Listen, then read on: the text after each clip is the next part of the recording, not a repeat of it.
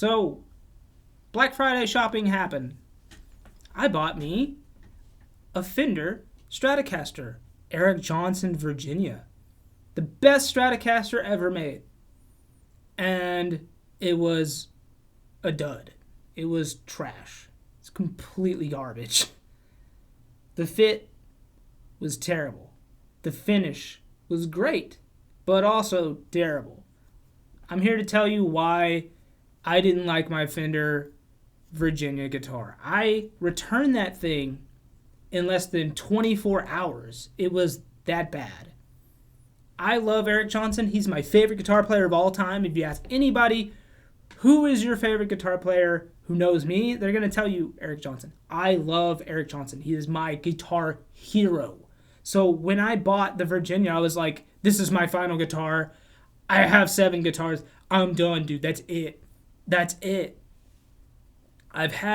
This is my 3rd Stratocaster. The first one, I actually really liked it. It was an Infinity Squire Stratocaster a long time ago.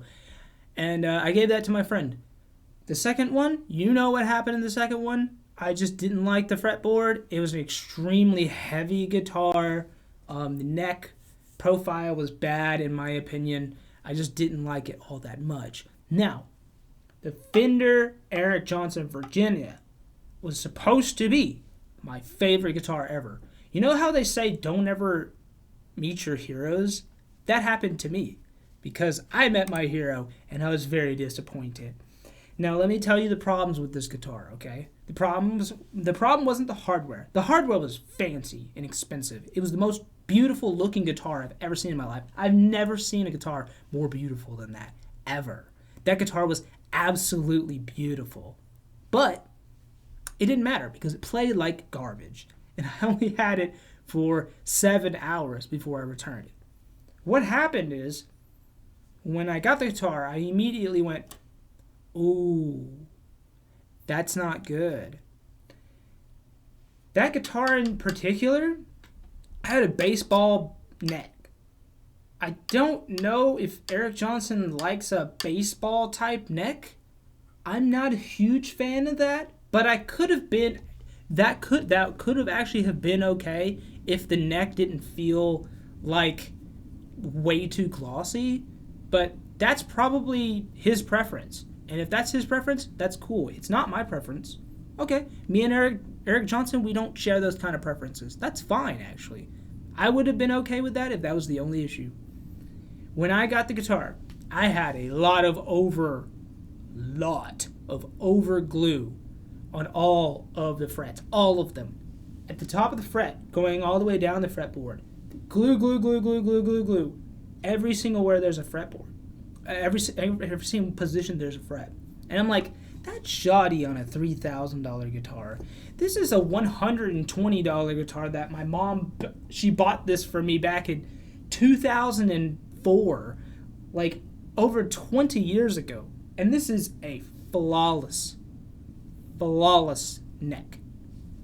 Absolutely flawless. You won't see a single thing of glue anywhere on this guy. But I'm even willing to give Eric Johnson and Fender a pass for that, because maybe that's period specific. Maybe they're really going for the 54 Strat look.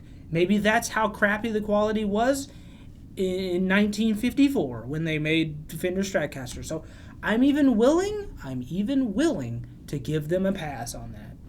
Okay? But what I'm not willing to give Fender or any guitar company a pass. I am not willing to give any guitar player, a guitar company, a pass if at the 14th fret on the high E, if that guitar comes from the factory over 2 millimeters at the 14th fret on the high E, we're going to have a problem. We're really, really going to have a problem if I can't lower it at all. We're going to have a problem. The neck itself was perfect. I'm saying if I went on the low E side and I did this to this and I checked how much relief there was in the fretboard itself from the frets, from the first fret to the 12th or even the 14th, Like, this is absolutely perfect, by the way. Just a little bit of bow. That's exactly what the Fender had. So the neck was fine. The problem is the fret dressing on the guitar was absolute dog water. The worst fretwork in the history of guitar playing. Like, I've had and played so many guitars in my life. And when I tell you, this guitar came to me from a Korean or a Taiwanese factory back in 2004 for $120, $130 back in 2004. When I tell you this guitar came from the factory with the perfect neck, the perfect frets, the perfect string height. When I tell you that, and I tell you that I go to Fender and I expect a $3,000 guitar to be perfectly set up from the factory, I mean, I want it to be set up. I want it to be set up like a $3,000 guitar should from the factory. That Kiesel guitar that you see on the wall over there, that Kiesel is $3,300. Just like the Eric Johnson Stratocaster I just bought. That has the lowest action of any guitar I've ever had in my life. Straight from the factory. I didn't have to touch anything on that guitar. Nothing on that guitar. And it's perfect. You want to know what that Eric Johnson Stratocaster was? I lowered the bridge. I straightened the bridge so that it would float. I did everything I possibly could to lower the E string, the high E. I did everything I possibly could, and it would not go below 2 millimeters at the 14th fret.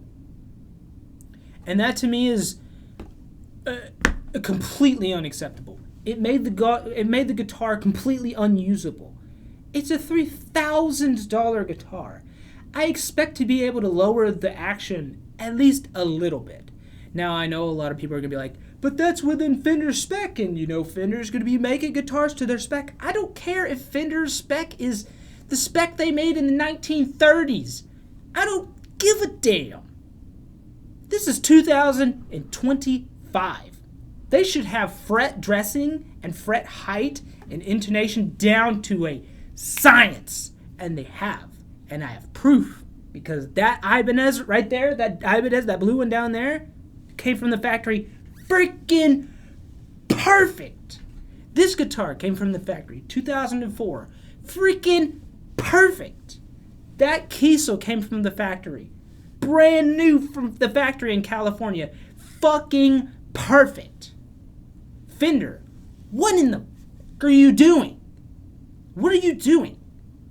What are you doing? This is a $3,000 guitar.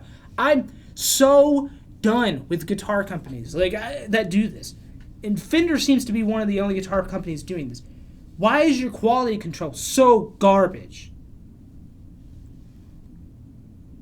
I can forgive the neck being too thick for my liking, because maybe that's what Eric Johnson really likes.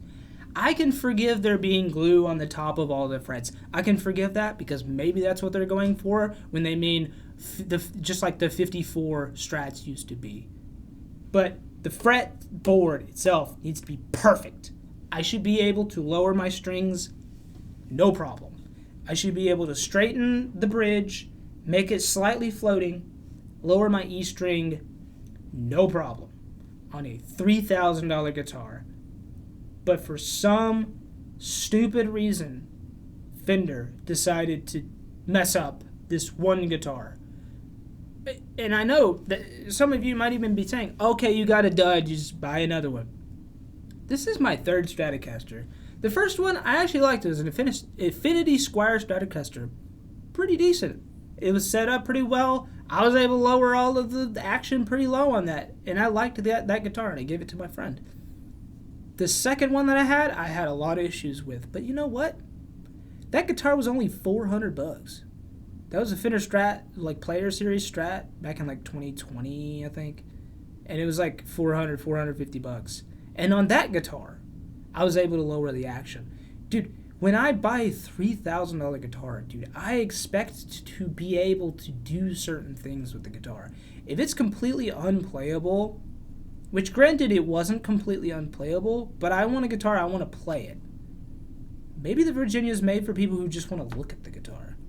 Because I don't think Eric would approve of that. I don't think Eric Johnson himself would be okay with an action that high.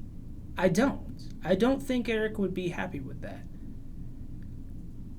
And so I've got to say, what is Fender doing? Like what is their strategy? Like to sell like badly made guitars? The hardware felt nice and the guitar was beautiful. It was the most beautiful guitar I've ever seen in my life. But the quality control was terrible. The volume knobs on the guitar were like wobbly. Like completely wobbly. Like what are we doing? Like every guitar manufacturer in the world has figured out how to make knobs not wobbly. Now I had wobbly issues on my Kiesel guitar, but Kiesel was like, okay, we'll send you new knobs, fix the problem, cool. Do you think Fender would do that? Probably not. I'm just a nobody. I don't like what Fender's doing here, and I'm never buying a Fender Strat ever again. It's not going to happen. I'm just not even going to buy a Fender, period. And I feel like they're going to have a really rough time soon. I think they're going to have a rough time selling guitars. If the guitar is not comfortable to play, why bother? Why bother?